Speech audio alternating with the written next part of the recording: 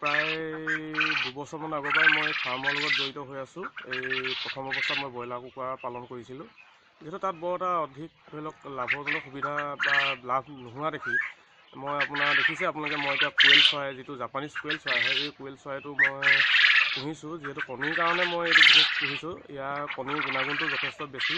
ইয়াৰ মাৰ্কেটত আপোনাৰ ধৰি লওক চাহিদাটো বহুত যথেষ্ট আছে।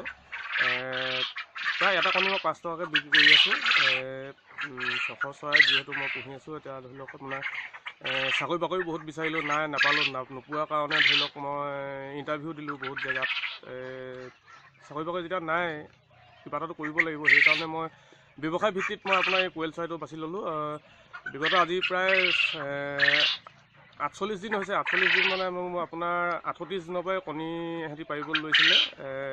কণী যিহেতু আপোনাৰ বজাৰত আপোনাৰ পাবলৈ অলপ দিগদাৰ। এই বস্তুটো আপোনাৰ মোৰ ঘৰৰ পৰাই বহুত মানুহে কালেকশ্যন কৰি লৈ যায়হি।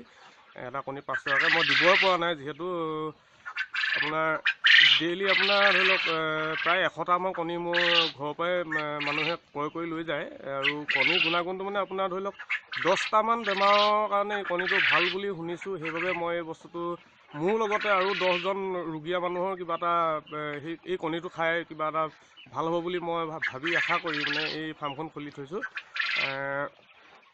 প্ৰায় মই আপোনাৰ 12,000 টকা দি এই চৰাইখিনি মই প্ৰথমতে বুকিং কৰিছিলোঁ, যিটো ইমন বুলি কয়। আমাৰ ওচৰতে এখন হেচাৰী ফাৰ্ম আছে, য'ত পোৱালিটো উৎপাদন কৰে তেখেতলোকে। তাৰপাছৰ পৰা আপোনাৰ যিমানেই নহওক লাগিলে আপোনাৰ দানা পানী অলপমান খৰচ হৈছে। যিহেতু মই আপোনাৰ লোনো বিচাৰিছিলোঁ বহুত জেগাত, আপোনাৰ বেংকত গৈছিলোঁ। আপোনাৰ শিৱসাগৰ ডিষ্ট্ৰিক্টত এটা বেংক নাই, যিটো বেংকত মই লোন বিচাৰি নোযোৱা বোলে নাই যোৱা বুলি ক'ব পাৰে কোনোবাই। প্ৰত্যেকটো বেংকলৈ গ'লোঁ লোন বিচাৰি, লোন যিহেতু মই নোপোৱাৰ কাৰণে আপোনাৰ